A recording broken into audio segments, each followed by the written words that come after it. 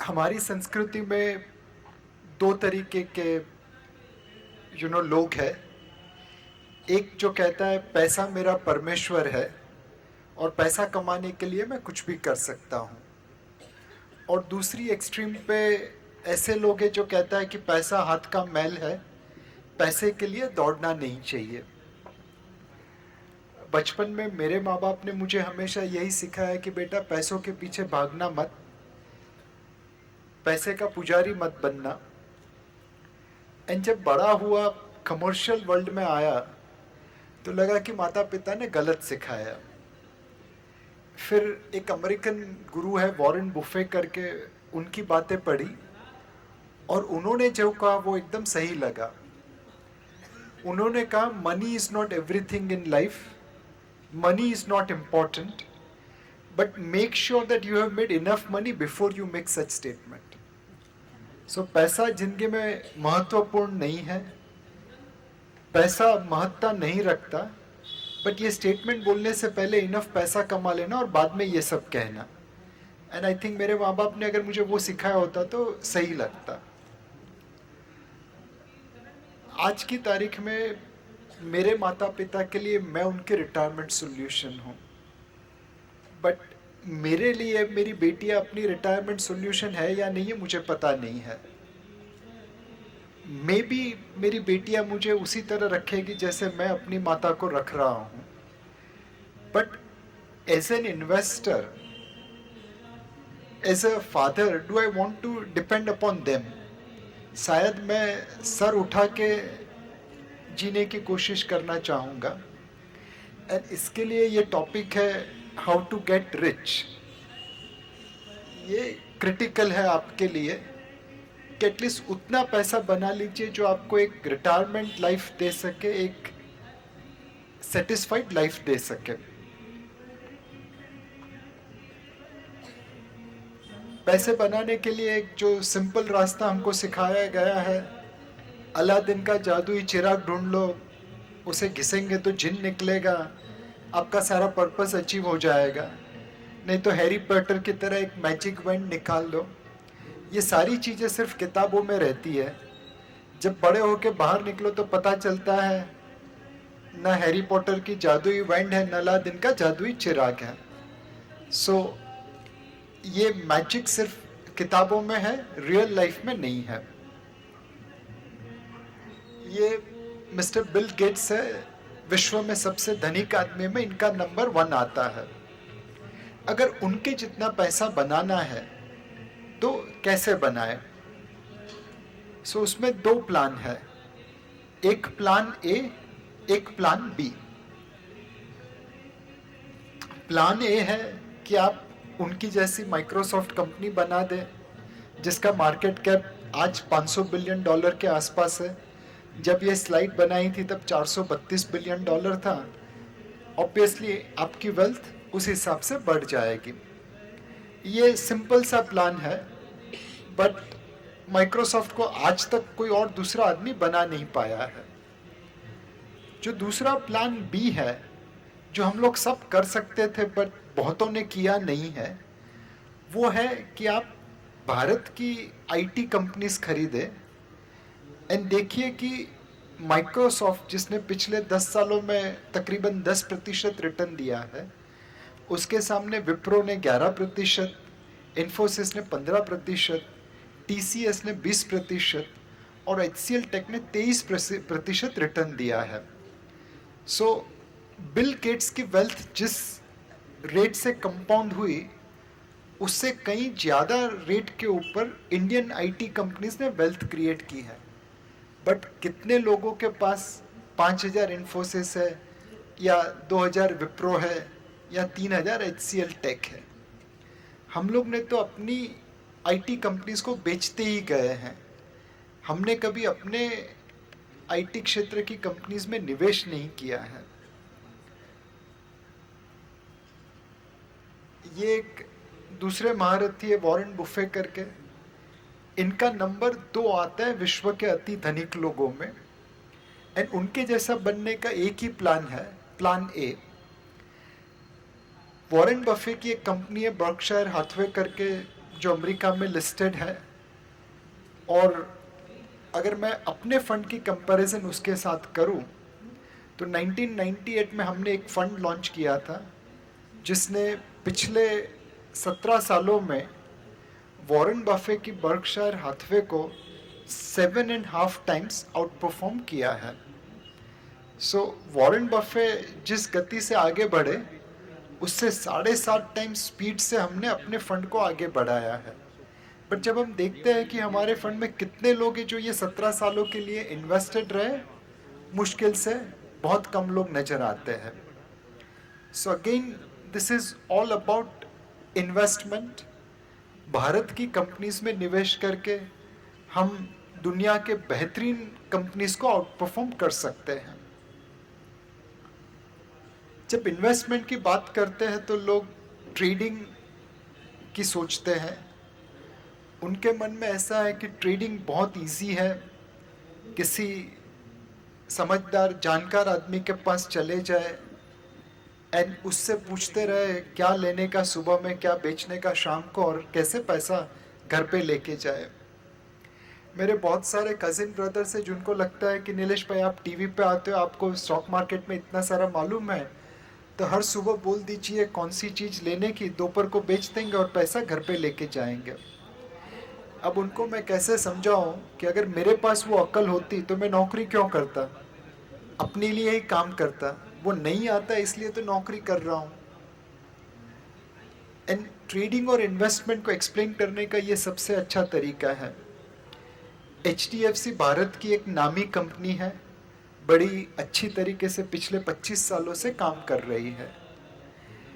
And उसमें अगर आप देखें कि हर साल HDFC आप नीचे के लेवल पे लेते और ऊपर के लेवल में बेच देते, तो पिछले 25 सालों में आप तकरीबन 46% रिटर्न बना सकते। किसी साल में हाई लो का डिफरेंस 80-90% था, किसी साल में 10% था, बट ऑन एन एवरेज 25 सालों में अगर आप HDFC शेयर में सही तरीके से ट्रेडिंग करते तो 46%, 46% रिटर्न आप बना सकते। हम HDFC की AGM में जाते हैं, कभी ऐसा कोई आदमी नहीं मिला जो आके HDFC में दीपक भाई को कॉन्ग्रेचुलेशंस करे कि सर आपके शेयर्स में ट्रेडिंग करके बहुत मजा आ गया, अच्छा पैसा बन रहा है। On the other hand HDFC shares को अगर देखें तो जनवरी 1991 से नवंबर 2015 के बीच में ये तकरीबन 80,000% आगे बढ़ा है। पर एनम सिर्फ 31% कंपाउंडेड रिटर्न है। बट हर AGM में कोई ना कोई तो मिल जाता है जो दीपक भाई को आशीर्वाद देता है कि आपके कंपनी के शेयर्स लिए तो आज बेटी की पढ़ाई हो गई, बच्चे को बिजनेस में इन्वेस्ट करने का पैसा दे रहे हैं, हमारी रिटायरमेंट सिक्योर्ड हो गई है। ट्रेडिंग करके किसी ने 46% रिटर्न निकाला वो नहीं दिखा है, बट इन्वेस्टमेंट करके किसी ने 20,000, किसी ने 40,000, किसी ने 60,000, किसी ने 80,000 रिटर्न बनता हुआ बार बार देखा है। सो जब आप निवेश कर रहे हैं तो ट्रेडिंग करने की मत सोचिए, इन्वेस्टमेंट करने की सोचिए। इनफैक्ट ट्रेडिंग के लिए बहुत डिसिप्लिन चाहिए, बहुत कुशलता चाहिए, जो ऑर्डिनरी इन्वेस्टर्स में पाना मुश्किल है। सो जब आपको कभी कोई कहे कि आप ट्रेडिंग करने के लिए आ जाइए स्टॉक मार्केट में, please remember this statutory warning कि trading is injurious for ordinary investors health. Trading is meant for specialised people जो कुशल है, डिसिप्लिन है, समझदार है। अपने जैसे नॉर्मल आदमी के लिए ट्रेडिंग एक नेगेटिव चीज है। जब हम ऐसी बात करते हैं तो कई बार मेरे कजिन ब्रदर्स कहते हैं कि देख भाई ट्रेडिंग करके पैसा नहीं बनता, वो तो हमने एक्सपीरियंस कर लिया, बट इन्वेस्टमेंट करके पैसा बने उसकी क्या गारंटी है। तो मैं अपने कजिन ब्रदर्स को कहता हूँ कि आपके पास मारुति कार है? वो बोलता है हाँ घर पे पड़ी है। मैं बोलता हूँ तेरे को मारुति कार से मर्सिडीज में जाना है क्या? तो बोलता है हाँ मर्सिडीज तो लानी है, घर के आगे मर्सिडीज रहे तो अच्छा लगता है। मैं बोला मारुति से मर्सिडीज जाने का रास्ता एकदम सिंपल है। आज से 6 साल पहले जब तूने मारुति स्विफ्ट खरीदी, उसी साल उतना पैसा मारुति के शेयर्स में लगा था, तो 6 साल में तेरे पास मर्सिडीज बेंज आके घर पे खड़ी रहती। इन 6 years Maruti Swift equivalent money has delivered today as much return which can afford you to buy Mercedes Benz.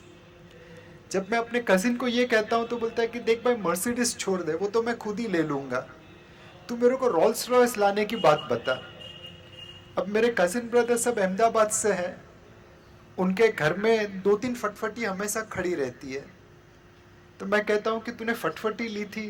बोलते हैं हाँ घर पे पड़ी है, 2-3 पड़ी है। मैं बोला जब तूने फटफटी ली तो उतने ही पैसे के फटफटी के शेयर्स ले लेता तो 14 साल में तेरे पास रोल्स रॉयस आके खड़ी रहती।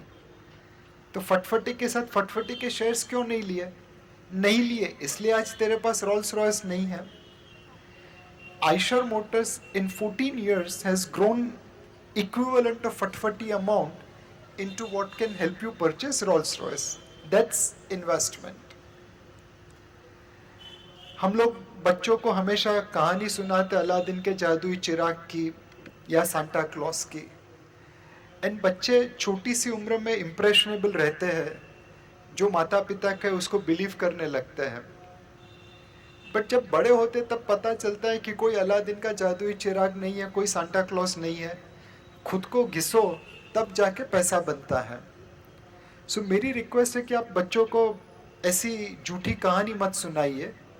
इनफैक्ट मैं अपनी बेटी को सुनाता हूँ किस तरह अच्छे स्टॉक पिकअप करने का, एंड अगर आप एक अच्छा स्टॉक पिकअप कर लेंगे तो वो एक जादुई चिराग के जिन की तरह आपकी हर सेवा करता रहेगा। सो इन्वेस्टमेंट करके ऑर्डिनरी पब्लिक का सपना साकार होते देखा है, ट्रेडिंग करके बहुत सारे ऑर्डिनरी लोग के सपने चूर होते देखे हैं। सो एक नियम आप अपना लीजिए कि ट्रेडिंग नहीं, इन्वेस्टमेंट करना है। जब हम इन्वेस्टमेंट की बात करते हैं तो कई बार लोग कहते हैं कि आप तो हमेशा SIP की बात करते हैं कि थोड़ा थोड़ा पैसा हर महीने लगाते रहो। आप कभी ये नहीं कहते कि लॉन्ग टर्म मार्केट अच्छा है तो सारा पैसा आज ही लगा दो। सो द रीज़न हम लोगों को SIP कहते हैं और लमसम की कम बातें करते हैं, because SIP is for non Kumbhakarna.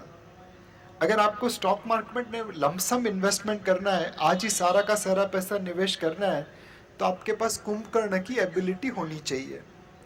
अगर आप 10 साल 15 साल NAV नहीं देखेंगे, मार्केट के भाव को नहीं देखेंगे, उसकी चढ़ाव उतार से डर नहीं जाएंगे, तो आप सारा का सारा पैसा कल ही इक्विटी मार्केट में लगा दें।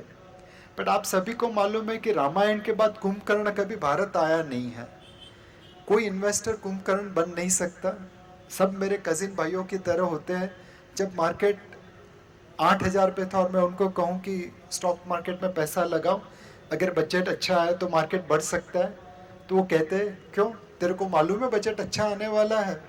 मैं कहता हूँ नहीं भाई, मेरे पास ऐसी कोई खबर नहीं है, मैं तो सिर्फ अनुमान लगा रहा हूँ। तो बोलता है नहीं, बजट का रिस्क कौन लेगा? जब बजट के बाद मार्केट चढ़ जाता है तो ले लेते हैं कुछ शेयर, और अगर मार्केट गलती से थोड़ा नीचे आ जाता है तो फ़ोन करते हैं, अरे भाई बजट में लिया था, अब मतलब नीचे आ गया, क्या करूं? सो लोगों के पास अपने निवेश को समय देने के लिए नहीं है। वो रोजे रोज प्राइस देख के, NAV देख के डर जाते हैं। इसलिए हम लोगों को SIP इन्वेस्टमेंट करने के लिए कहते हैं।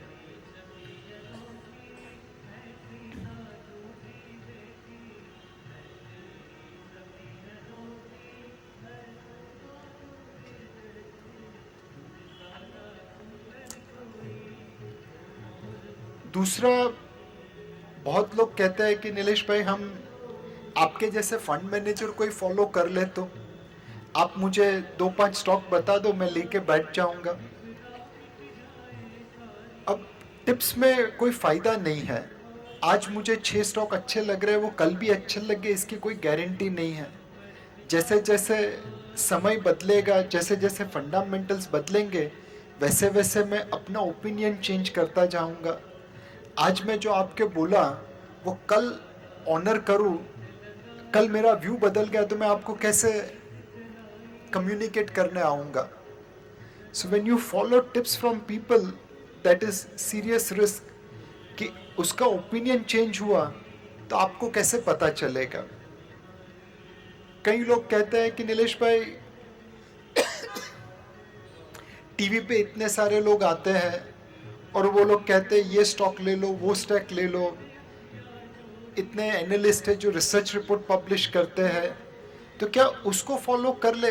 बिकॉज इतना बड़ा बड़ा रिसर्च रिपोर्ट बनाते हैं तो शायद वो लोग ही सही होंगे। तो एक चीज समझ लीजिए कि इक्विटी मार्केट बहुत रिस्की है। इसमें कोई आदमी कंफर्म नहीं कर सकता है कि प्राइस ऐसे ही मूव होगा या दुनिया ऐसे ही चलेगी।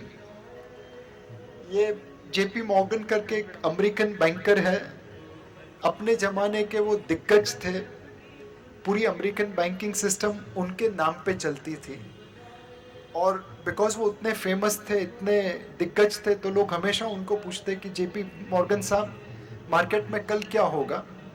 और उन्होंने अपनी पूरी ज़िंदगी सिर्फ यही आंसर दिया कि मार्केट कल हिलेगा डुलेगा, ऊपर नीचे होगा। उसने कभी ये नहीं कहा मार्केट ऊपर जाएगा या नीचे जाएगा। ये एक दूसरे दिग्गज है वॉरेन बफे करके, और उनका प्रिडिक्शन भी ये है कि I haven't met a person who can predict future. So market की प्रिडिक्शन, मार्केट कहाँ जाएगा कैसे जाएगा, ये प्रिडिक्ट करना बहुत ही मुश्किल है। एंड इसीलिए आपको किसी को फॉलो करने की जगह पे खुद का एनालिसिस करना पड़ेगा। और अगर खुद एनालिसिस नहीं करेंगे तो एक्सपर्ट्स के थ्रू, प्रोफेशनल्स के थ्रू निवेश करना पड़ेगा। There are many people who claim that बस पैसों के पीछे क्यों भागना, पैसा ही सब कुछ लाइफ में नहीं है। तो उनको स्टॉक मार्केट में इन्वेस्ट करने के लिए ये कहना पड़ेगा कि should India retain it economic independence. अगर हम आज की अपनी कंपनी देखें तो लिस्टेड इंडिया में फॉरेन प्रमोटर्स जैसे यूनिलीवर हिंदुस्तान लीवर ओन करता है, नेस्ले नेस्ले इंडिया ओन करता है, वैसे 9% of listed market cap foreign companies के हाथ में है। एफआईआई के पास तकरीबन 25% मार्केट कैप है। तो ऑलमोस्ट 34% ऑफ लिस्टेड इंडिया तो हमने गोरों को दे दिया। एंड इनको हमने भारत में निवेश करने की छूट तकरीबन मिड 90s में दी। सो सिर्फ 21 या 22 सालों में वो 35% के आसपास पहुंच गए हैं। अगर ऐसा ही चलता रहा तो कुछ समय में वो 51% ऑफ लिस्टेड इंडिया ओन करेंगे। और उस समय क्या हम कह पाएंगे हम आर्थिक रूप से आज़ाद भारत में हैं? जब हमारी ओनरशिप गोरों के हाथ में होगी तो ऑब्वियसली आपकी इकोनॉमिक इंडिपेंडेंस पे खरोच आ जाएगी। सो अगर आप पैसों के ऊपर लगाव नहीं रखते हैं तब भी जाके इक्विटी मार्केट में निवेश करिए ताकि आपके बच्चे एक आर्थिक रूप से आज़ाद भारत में जी सकें। And as Gandhi ji said कि the future depends upon what we do in the present. Already हम लोग थोड़े लेट है भारत की इक्विटी में निवेश करने में। पिछले 20-22 सालों से हम अपना माल बेच रहे हैं, गोरा खरीद रहा है। एक जमाना था रिटेल इन्वेस्टर्स के पास मार्केट का तकरीबन 30-40% माल रहता था, आज गिर के 9% हो गया है। एंड इसीलिए हमारे लिए ज़रूरी है कि हम अब सुधर जाए और इक्विटी में निवेश करना चालू करें। कई बार लोग कहते हैं कि नीलेश भाई इतने सारे स्टॉक्स इतने ऊपर चले गए, अब मतलब मार्केट में निवेश करके फ़ायदा है क्या? ऐसा तो नहीं है कि हम बाकी लोगों को एग्जिट दे रहे हैं और अपना पैसा ऊपर में लगा देंगे। सो आप देखिए 1991 में भारत की जीडीपी, भारत की कुल आर्थिक साइज $275 बिलियन के आसपास थी। 2015 में ये तकरीबन 8-9 टाइम्स बढ़ के $2 ट्रिलियन के आसपास हो गई। इस समय काल के अंदर जीडीपी $1800 बिलियन बढ़ी और मार्केट कैप $1350 बिलियन बढ़ा। सो समवेयर जितनी भारत की आर्थिक साइज बढ़ती है उसके आसपास मार्केट कैप बढ़ता है। एंड जैसे जैसे मार्केट कैप बढ़ता है आपकी स्टॉक मार्केट में वेल्थ बढ़ती है। जनवरी 91 से लेकर सितंबर 2015 तक अगर आपने 10,000 रुपये लगाए थे तो ये कई सारे स्टॉक्स है जिसने 10,000 को ज़्यादा कर दिया। किसी ने 9 लाख किया, किसी ने 25 लाख किया, किसी ने 1 करोड़ किया। ये सारे जेम्स हैं जिन्होंने मिलके स्टॉक मार्केट में वैल्यू क्रिएट की। अब आज की तारीख में भारत की आर्थिक साइज है $2 ट्रिलियन के आसपास। एंड कई लोग कहते हैं कि आने वाले 10 सालों में ये बढ़ के $4 ट्रिलियन के आसपास हो जाएगी। इफेक्टिवली आने वाले 10 सालों में भारत उतना बढ़ेगा जो वो आज है। सो पिछले 25 सालों में स्टॉक मार्केट में जितना रिटर्न आया उतना ही रिटर्न शायद आने वाले 10 सालों में आ सकता है। एंड ये 10 साल इतने ही सुनहरे साबित हो सकते हैं जितना पिछला 25 साल था। ऑब्वियसली इसके लिए आपको सही तरीके से निवेश करना पड़ेगा। नेक्स्ट क्वेश्चन जो आता है कि नीलेश भाई, is this the time to invest? Already market 8,700 Nifty पे पहुंच चुका है। अभी यूपी इलेक्शन सर पे खड़ा है, वहाँ पे प्रेसिडेंट डोनाल्ड ट्रंप क्या करने वाले वो पता नहीं, चाइना में क्या हो रहा है, यूरोप में क्या हो रहा हो पता नहीं, आरबीआई ने ब्याज की दरें भी नहीं काटी, पाकिस्तान के साथ कोई प्रॉब्लम तो नहीं हो जाएगी। ये सारी चीज़ें हमें अंकुश लगा देती है स्टॉक मार्केट में निवेश करने से। मैं ये एक किस्सा कहना चाहता हूँ। ये किस्सा है शाहरुख खान और वीरेंद्र सहवाग के बीच में। एंड वीरेंद्र सहवाग एक वाकया बयान कर रहा था सचिन तेंदुलकर, शोएब अख्तर और वीरेंद्र सहवाग का। किसी टेस्ट मैच में शोएब अख्तर बाउंसर फेंक रहा था और वीरेंद्र सहवाग उसे डक कर रहा था, उसे छोड़ रहा था। शोएब अख्तर ने उसे उकसाया कि आप हुक करो, तो वीरेंद्र सहवाग ने बड़े प्यार से कह दिया कि तू जाके सचिन तेंदुलकर को बोलना, वो संभालेगा। शोएब अख्तर उस झांसे में आ गए, उसने जाके सचिन तेंदुलकर को बोला कि मैं बाउंसर फेंक रहा हूँ, हुक करके बता दे। सचिन तेंदुलकर था, उसने नेक्स्ट जो शोएब अख्तर का बाउंसर है उसको हुक करके छक्का मार दिया। And then Virender Sehwag explain कि बेटा बेटा होता है, बाप बाप होता है। नाउ स्टॉक मार्केट में अगर इस चीज को देखें तो भारत एक ऐसी स्टॉक मार्केट है जहां पे बेटा बाप से बड़ा हो जाता है। एक बाप है सुजुकी करके, ये जापान में एक मोटर कार कंपनी है, पूरी दुनिया में अपनी गाड़ियां बेचती है इंक्लूडिंग जापान में। उनका एक बेटा है मारुति सुजुकी करके जो भारत में है और सिर्फ भारत में गाड़ियां बेचता है। छोटी मोटी एक्सपोर्ट्स कर लेता है बट महत्तम गाड़ियां भारत में बेचता है। सुजुकी मारुति सुजुकी का बाप है। दैट मीन्स मारुति सुजुकी की 53% शेयर होल्डिंग सुजुकी के पास है। जब मारुति अच्छा करती है तो सुजुकी को उसका बेनिफिट मिलता है। एंड बिकॉज सुजुकी मारुति का बाप है, तो जब मारुति सुजुकी 100 रुपये की प्रॉफिट इंडिया में जनरेट करती है तो 40 रुपया रॉयल्टी के रूप में सुजुकी को भेज देता है। सुजुकी जब पैसा बनाती है तो मारुति को कुछ नहीं देता। ये बेटे और बाप की रिलेशनशिप है। बट बेटा इतना अच्छा है कि आज उसकी मार्केट वैल्यू सुजुकी से ज़्यादा है। इनफैक्ट सुजुकी में से मारुति को निकाल दो तो शायद कंपनी में कोई वैल्यू बचती नहीं है। भारत एक ऐसा स्टॉक मार्केट है जहाँ पे बेटे ने बाप से बड़ा करके दिखाया है, और यही चीज़ हो सकता है आने वाले दिनों में बहुत सारी कंपनियां करके दिखाए। एंड इसीलिए this is the best time to invest. अगर आप कुंभकर्ण है, 10-15 साल एनएवी नहीं देखने वाले हैं, शेयर बाजार का भाव नहीं देखने वाले हैं, तो कल इन्वेस्ट कर सकते हैं। But none of us have that capability. हम लोग कुंभकर्ण नहीं बन सकते हैं। तो बेहतर है कि आप रेगुलर इन्वेस्टमेंट करें, सिस्टमैटिक इन्वेस्टमेंट करें और लॉन्ग टर्म इन्वेस्टमेंट करें। कई बार लोग कहते हैं कि हम कैसे निवेश करें, तो मैं कहता हूं कि अगर आपके पास एकलव्य जैसी डेडिकेशन है तो आपको गुरु द्रोण की ज़रूरत नहीं।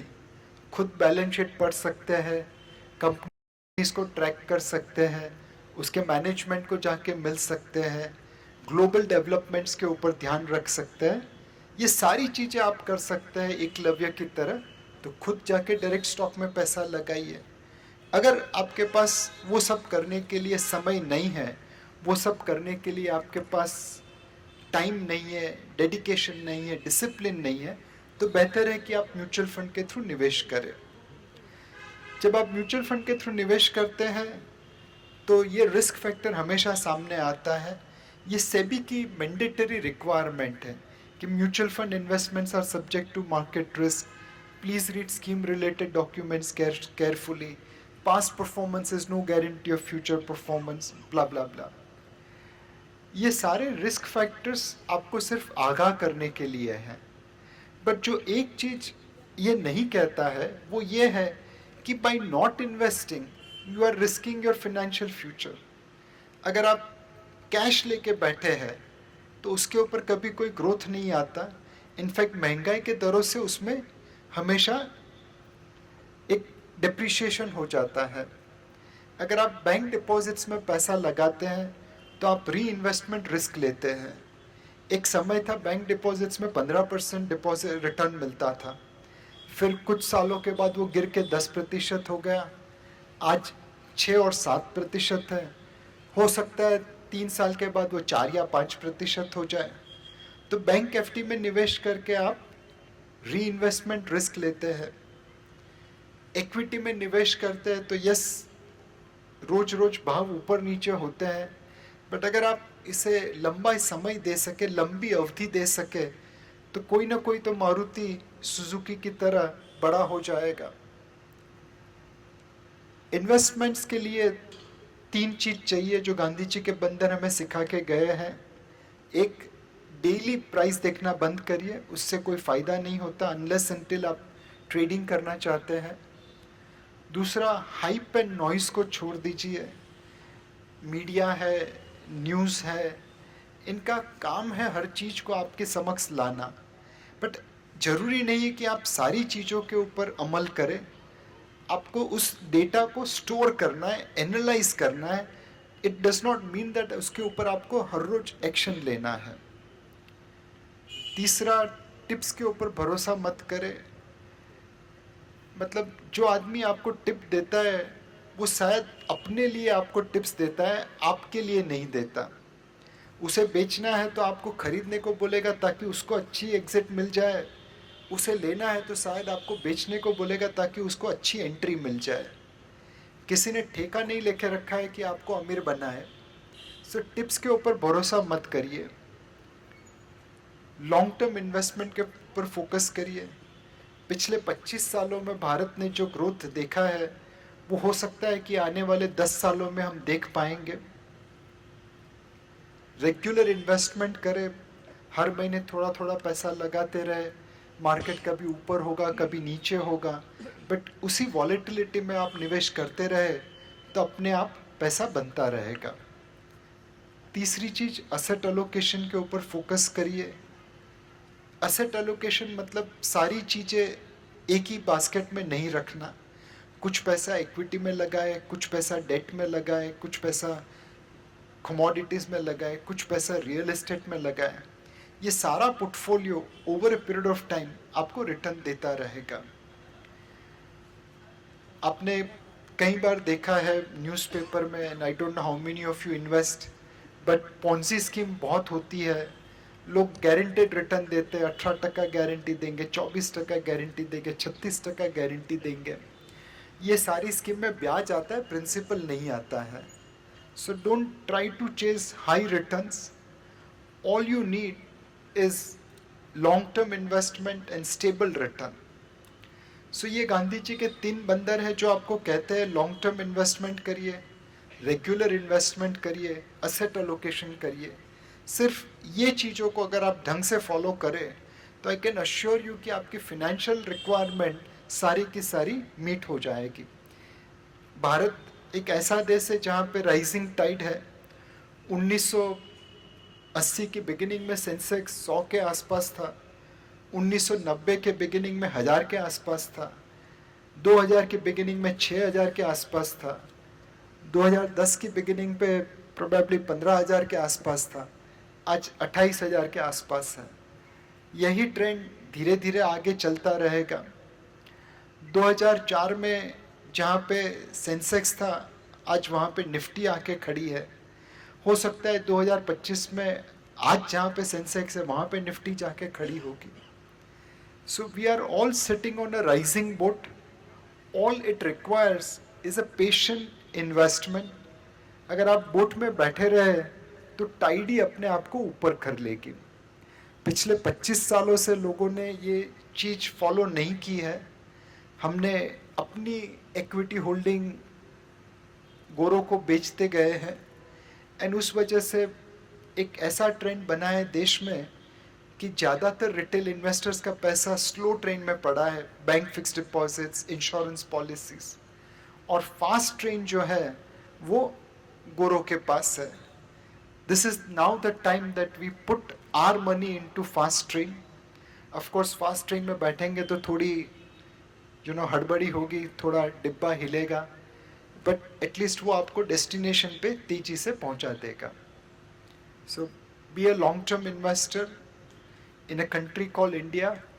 The rising tide will lift and it will meet all your financial requirement. Thank you.